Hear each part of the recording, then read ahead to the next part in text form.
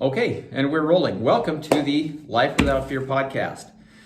The reason we call it Life Without Fear is because it's a chiropractic tenet that if your body's functioning the way that it's designed to, then we don't worry about getting sick and having a lot of the problems that a lot of people worry about. Even though life is what it is, and we all come under stress. Now, what we're going to talk about today is CrossFit. So, why I do CrossFit, the benefits that I believe, and kind of what makes CrossFit different. And this is just one of those things that it's not really that it's not related to chiropractic, but it's related to me.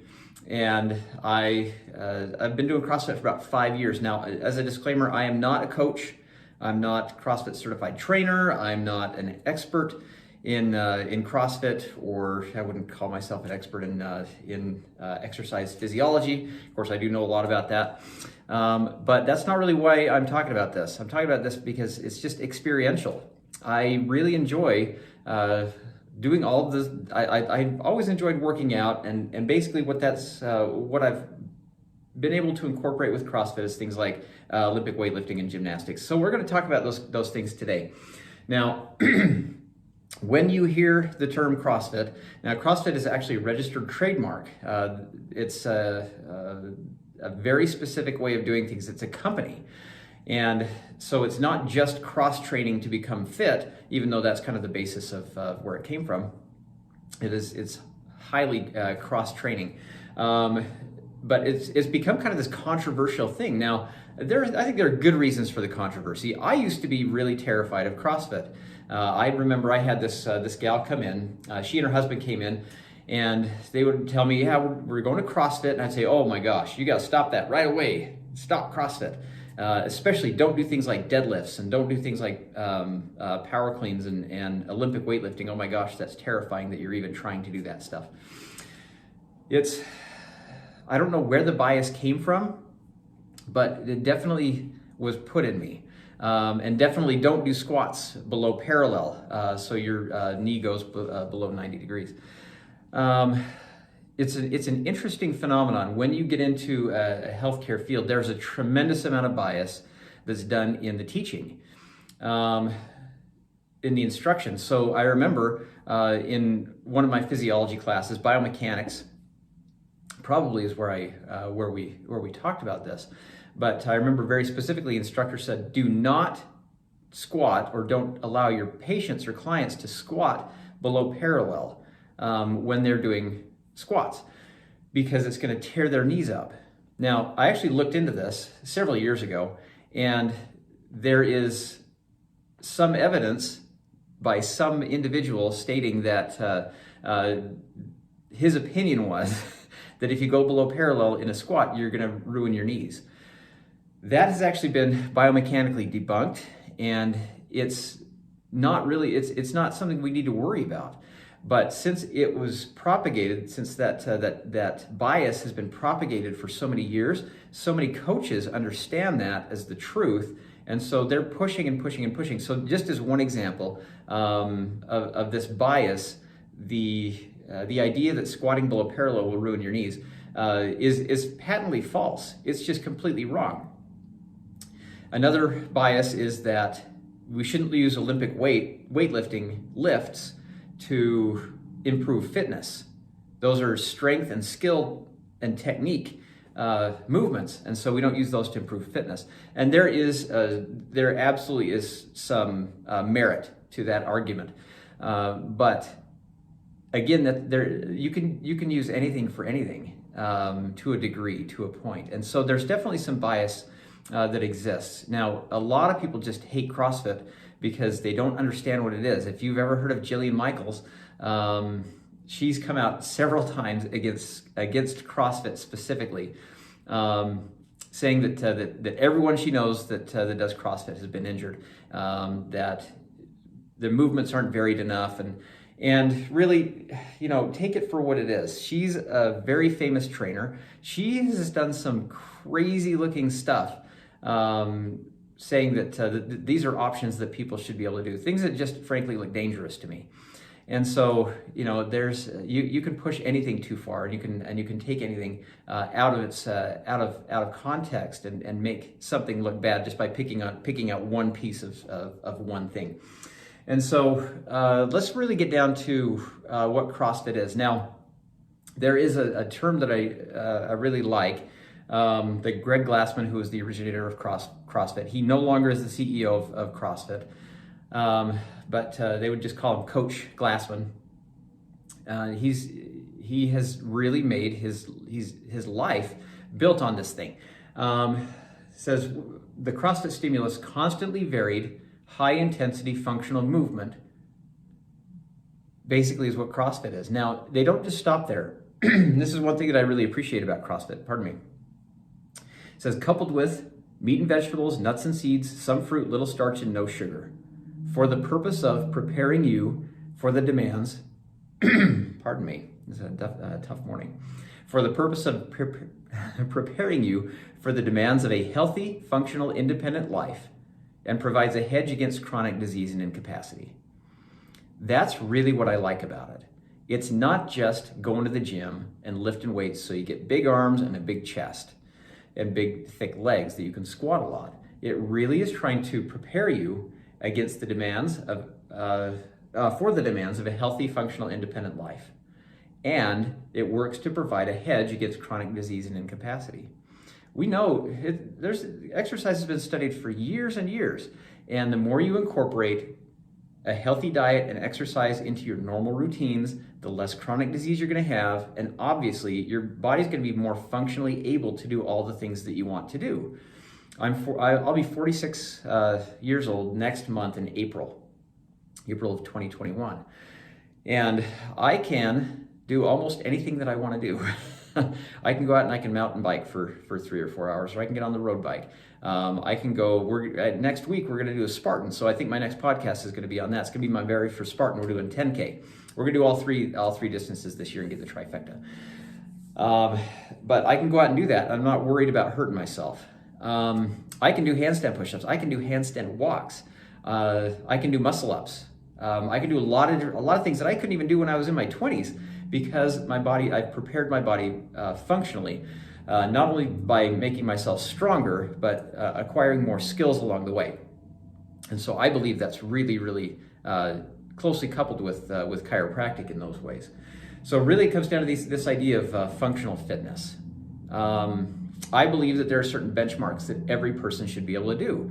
I believe that every person should be able to walk or jog 1 mile to save their life. If it really came down to it, they should be able to walk or jog 1 mile.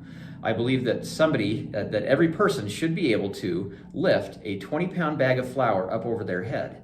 The reason for that is, what if we have some situation where we have kids, we have adults, and kids need to get into a tall truck in an emergency situation? Well, that's basically just lifting up something and taking that overhead. I'm not talking about being able to snatch, necessarily 100 kilos or power clean and jerk, or squat clean and jerk. Those movements have their place in actual life. And so there are certain benchmarks that I believe that every individual should be able to do, strength and endurance wise, just to save their life if they had to be able to do it. Not to mention the health benefits of being able to do those things. If I'm stronger, then I'm able to work longer. I'm able to get more things done. I'm able to help more people in an emergency situation or non-emergency situation. If I have to just jump out of my car and go help somebody do something, then I have the ability to do that, and I'm not limited necessarily. So those things, in my opinion, are very important. Now, really what it comes down to, though, in a practical sense, the nuts and bolts of what CrossFit is. Basically, CrossFit is it's an affiliation system where there's the CrossFit company is run by the corporate side of things, and then they have what's called an affiliation system, where if somebody says, I love CrossFit so much, I want to have a CrossFit gym, which is called a CrossFit box, usually because CrossFit boxes are just big open spaces. They're not partitioned off, and so it just looks like a big box. And every box is going to be different. What they do is they pay an affiliation fee, and they become affiliates. And so they get to register their name with with CrossFit HQ. And so the CrossFit box that I go to right now is CrossFit XD. We may be making a switch over to Rock Canyon CrossFit. But to be able to have the word CrossFit in your name, you have to pay an affiliate fee. And so, and that renews every year. Now, of course, since every affiliate is owned by an individual or a group, those individuals are going to be, they're going to be different than everybody else. And so they're going to do things slightly differently. And so every box that you walk into is different. I've been in probably 5 or 6 now. I went to, when we were on one of the Hawaiian Islands, I went to a couple of CrossFit boxes over a couple of trips. And they're very different from each other. They're slightly different from what we have in Utah, of course, just because they're different boxes. And then from each other, they were very different as well. And so it's really interesting. Every CrossFit box has its own personality and feel. I went to another CrossFit box, Hyperion, over in Pleasant Grove, and it's a super awesome, great place. They've got big garage doors that open up to the outside. It's a really cool gym, but I preferred the feel of XD, so that's where I went. And so every affiliate is going to be a little bit different.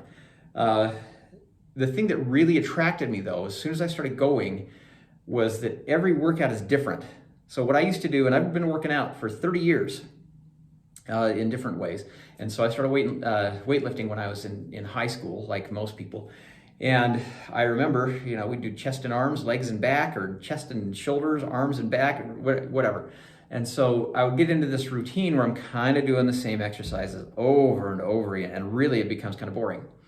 And so when I hit my mid-30s, I kind of burned out on all that stuff. I started doing triathlons.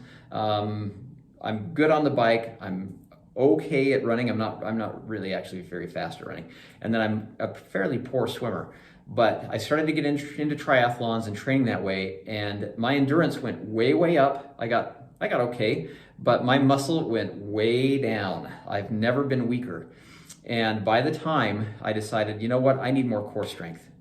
And there are reasons that I did that. Maybe I'll talk about that right now. The reasons I really wanted to get into full body fitness and strength building again was because we started having kids when I was in my mid-30s. I got married when I was 29, and then it turned out that we had trouble having kids for a few years. It actually took us after we started trying to have kids. It took us 6 years to get our first baby.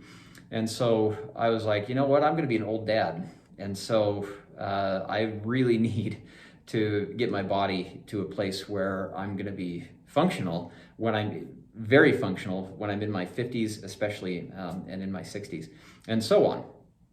And so I wanted to get my core stronger, and I wanted to get my strength back up to where I had it before.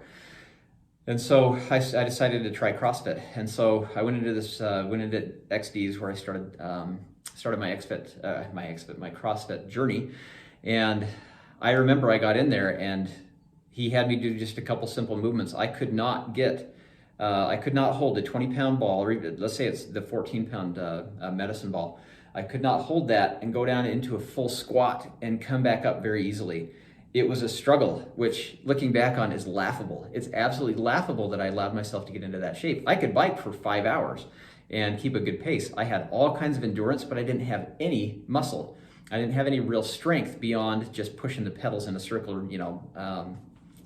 going for a run or going for a swim. And so I really allowed that to lapse. And that was a judgment, a gross misjudgment on my part, to let my body do that. I should have been strength training throughout my whole triathlon training. And so I could not squat my own body weight on a bar. It was really concerning. I remember the trainer, who was a very fit, really cool, great guy. He was like really, he would look at me trying to do this when I first started, and it was pretty embarrassing for me.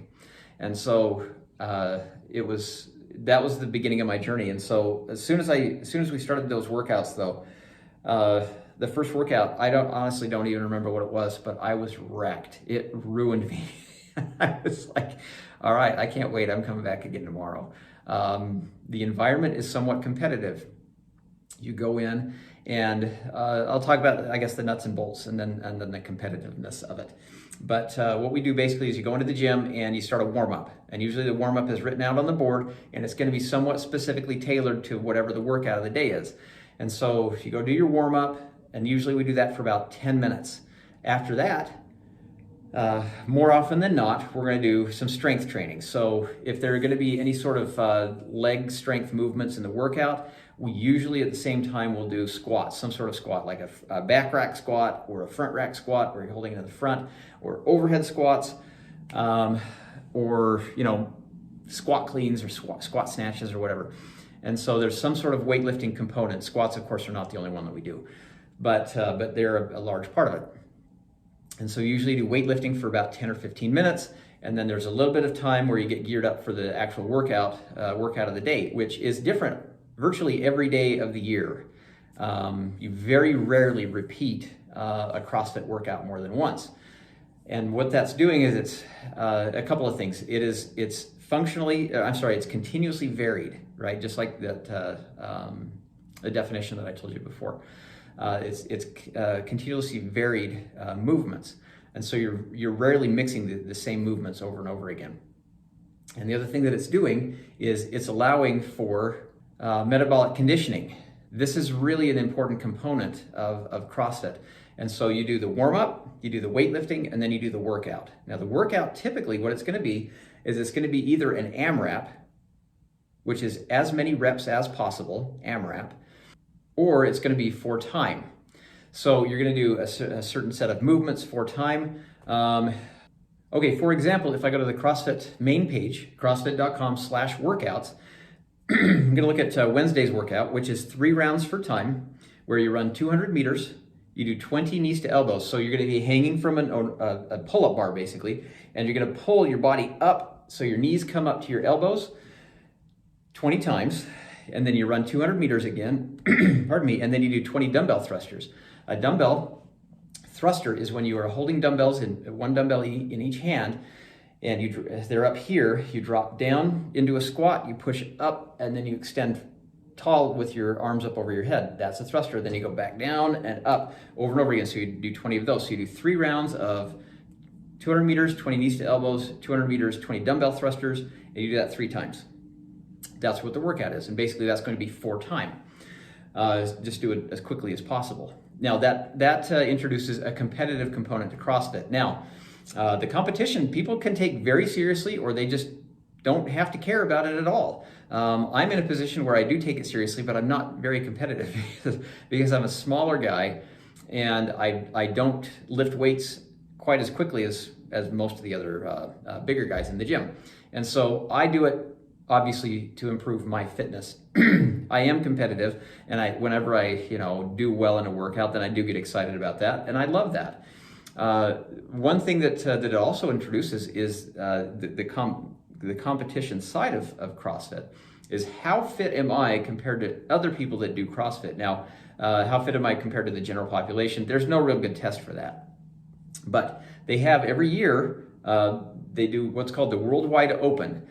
And that actually is going on right now as I'm filming this. We're in week 2, and we just did the second workout. So the workout I'm going to have to do so much editing on this.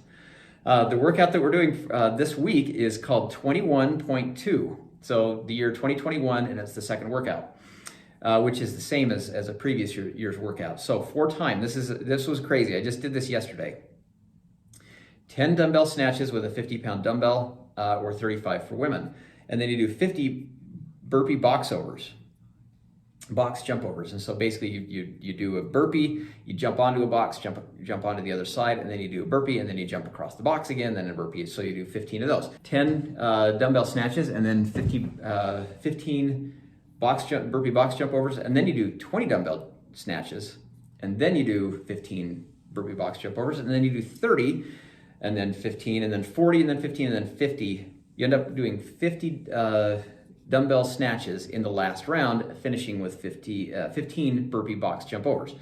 And so basically it adds up to 150 dumbbell snatches, and I don't even know how many rounds that is. Too many burpee box jump overs. It's a huge workout. And the time cap is 20 minutes. I actually capped out. I had one dumbbell snatch left yesterday, and I didn't get into the last set of burpee box jump overs. And so it's a test of fitness. Basically, I can test myself against everyone in the whole world is doing the same workout. And so that's what the World Wide Open is. And those are just miserable workouts. They're really not fun at all, but they're great tests of fitness. And so the hard thing about this most of the time is you have some really, really good days where they're just things that you excel at. And there are days that I don't feel good about myself at all. But usually that's just during the workout. And then of course, later you get the endorphin rush from working out really, really hard. It really pushes me to work on things that I'm not very good at. My strength, for example, is something, since I'm a small guy, I have a small frame, I just don't have a lot of muscle on me. And so I need to work very hard to improve my strength in those things, and strength under tension, basically working while you're tired. And that's really what brings us to the next principle, which is metabolic conditioning. My metabolic conditioning now, compared to what it was 4 or 5 years ago, this is my 5th year of going to CrossFit. In May, it'll be 5 years. And my metabolic conditioning is so much better than it ever has been. Basically, if you are working hard, doing high exertion tasks with a high heart rate for a long period of time, it conditions your entire body. Your metabolism actually it raises itself to meet the demands of that. It's like working out in the field all day. If you do that all the time, then your body's like, yeah, I can do this, no problem, as opposed to sitting at a desk all day. Most of us have very sedentary jobs, so we just don't have the same metabolic conditioning as some of our ancestors may have had that are out doing manual labor most of the days. And so the benefits of that are really interesting to me, because basically I do a 10 to 20 minute workout. Sometimes they're longer, 25, maybe 30 minutes, but that would be an extremely long CrossFit Metcon or metabolic conditioning workout. But I can basically 10 to 25 minutes, let's just say there, 5 days a week, 4 or 5 days a week, and I can go and I can run a 5K whenever I want, or a 10K. I'm gonna have to train. I've been training a little bit more for the 10K, just because it's such a long time under load. But my times are not really that far off from when I was only running all the time, running and biking. And so in addition to that, I can also lift much heavier weights than I used to be able to lift. And I'm not really worried about that Spartan. We're gonna see in my next one how well I do in that Spartan. But I can also go out and I can bike for hours and hours still, and it doesn't take me hours and hours of training every week to stay at that level. I've got so much more muscle on my body, and my muscles are more adept to storing energy and being able to efficiently use that energy over time, that the metabolic conditioning, I go to CrossFit basically 4 to 5 days a week, which is about 1 hour each, but the Metcons are relatively short, 10 to 25 minutes. And that conditions my body so that I can do a lot of things that I don't necessarily train for all the time. And so that's one reason that's the main reason that I really love doing what I do. Now, another cool thing is talking about Olympic lifting. Now, introducing Olympic lifting to the masses kind of is what CrossFit is famous and infamous for. This is where most people have criticisms with CrossFit, is the Olympic lifting portion of things. Now, Olympic lifts, basically we're talking about deadlifts, we're talking about cleans, which could be power or squat cleans, and jerks, and snatches. Now, if there are others that I forgot, I apologize. But those are the ones that just came to my mind. Now, I used to be deathly afraid of deadlifts. As a chiropractor, people are always hurting themselves doing deadlifts. And to this day, a lot of people come in because of injuries while they're deadlifting. Now, interestingly, I don't know of anybody, maybe one person who actually hurt themselves, who goes to CrossFit, who actually hurt themselves doing deadlifts. Most of the other people that hurt themselves doing deadlifts just do it at Globo Gym, right? Just the big gym down the street where everybody goes. And usually that's where people are coming from to see me, because a lot of times their muscles are not conditioned to a lot of that weight consistently. And so it's kind of this sporadic thing. It's like, yeah, I'll just go do deadlifts today, and they hurt themselves. because they're usually doing higher reps than they should with poorer form than they should, and their body's just not conditioned to it. And obviously what they're trying to do by doing the deadlifts is conditioning their body to it, but it's kind of this, we're trying to play catch up thing, and we a lot of times will overrun the ability of the body, and that's where things will just tweak, they'll just give out. And so that's where I see most of it come from. But my opinion on deadlifts has changed dramatically since I started doing them. I love deadlift. I think it's one of the most important lifts. Man, you feel so grounded. You are pulling your body to the ground really, really hard with a deadlift. And you're engaging basically every muscle group in your body. It was interesting when I first started doing them, and still to this day, my back will get muscle soreness from doing deadlifts, but most of the soreness actually comes from in my shoulders, because it's such a great shoulder training exercise to stabilize that much weight as you're lifting it off the ground. All the muscles have to be engaged while you're doing that. But the form is really, really important. I read some really cool research, and guess who's doing the research? A lot of times it's CrossFitters that are doing this research, saying that you're actually loading your lowest disc, that L5 disc, like 6 times more by having poor form than by having good form. If you lift with good form, it basically puts about as much load on your L5 disc as picking a piece of paper up off the floor. Now, as far as shear goes, there is compressive force, but discs are designed to handle compressive force. And so the biomechanics of things are really interesting, and it's really these exercise nuts, these junkies that are doing this research now to see what's the safest and best ways to do things, because obviously nobody wants to see anybody injured. They don't want to get injured themselves, and they want to be able to propagate good technique throughout the exercise world. And so this is really, really important research that they're doing. So there's deadlifts, and like I said, I love deadlifts. If there's one lift I think it's important to do, I think it's deadlifts, because it gets so much of the body, and it really is grounding for the entire body. My favorite lift, though, is power cleans. That's basically where you take the barbell off the floor, and you bring it up, and you catch it in this position here on the shoulders. Pardon me. I love it because it's a good pulling movement. I'm not as strong at the pushing movements. I have some weaknesses in some of my joints. My shoulders don't love overhead movements and that kind of stuff. And I can't push like I used to. Back in my 20s, I injured my shoulders long before I started doing CrossFit.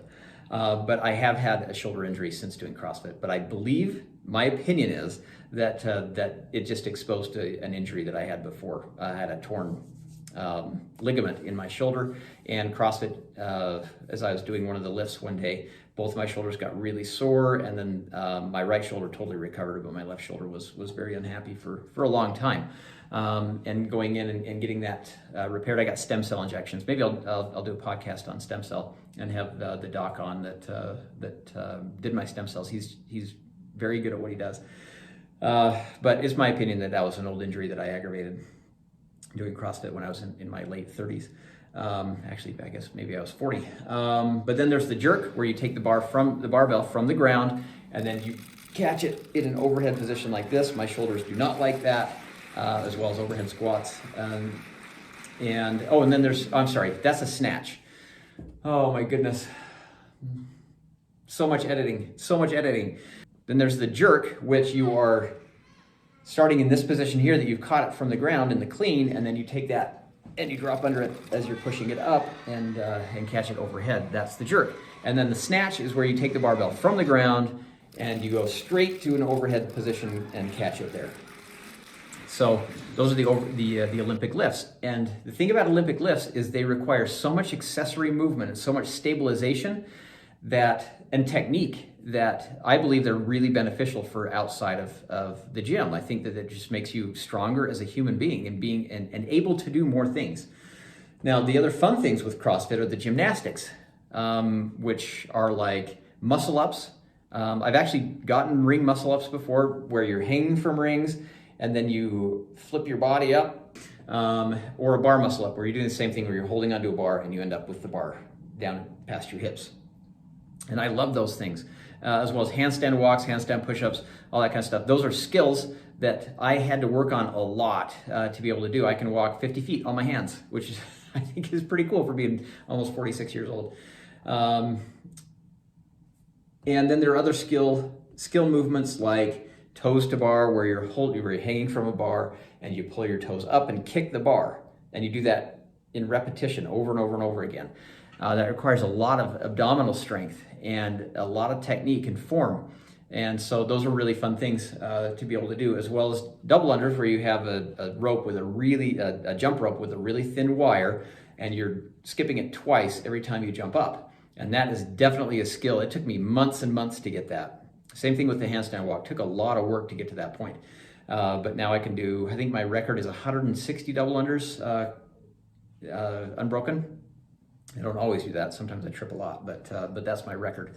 And so those are just really, really fun things to do. Now, one of the most important things that we need to talk about with CrossFit is the fact that it's infinitely scalable. If you go to the CrossFit main website, CrossFit.com, it doesn't matter at all what your age is, what your fitness level is, what your weight is, what your ability is. It doesn't matter if you are an adaptive athlete where you're missing a leg or an arm, or, it doesn't make any difference with CrossFit. Yes, to do certain movements, you need full capacity and you need full strength, but the whole idea of CrossFit is that it's infinitely scalable. Now, when we talk about scaling things, basically that just means we're taking something and making it easy enough that a given person can do it. We're changing it so that a given person can do it. And so it doesn't make any difference who the person is that comes into the gym. That's the whole idea of CrossFit, is that it's totally scalable. Now, if you've ever seen the CrossFit Games, that's something that I used to I got very excited about when I first started, because it's really exciting to watch these men and women that are just incredible. They have incredible work capacity built into their body, which some of it's genetic, of course. They have this natural ability, and then they work and work and work to just become the very best that they can be. So CrossFit Games, that's one thing, but that's not what CrossFit is practically every day. And so they're the oldest man at my gym right now. He's in his late 50s, at least in my class. Basically it's an hour-long class, and so they have different times everybody comes.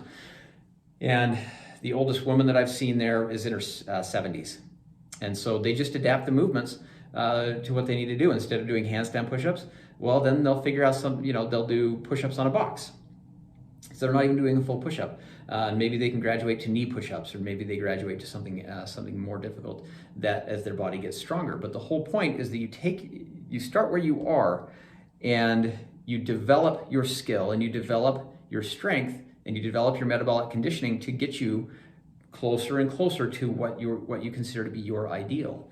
And so that really is what it comes down to, is it's infinitely scalable. Anybody can do it. If you go to the CrossFit website, sorry, I was mentioning this before and I got off topic, but they have so many videos on just things that people can do at home with what they have. They built a set at CrossFit HQ that looks like an outdated house, a house that was kind of put together in the 70s with the carpet and the couches and with the wood paneling on the walls.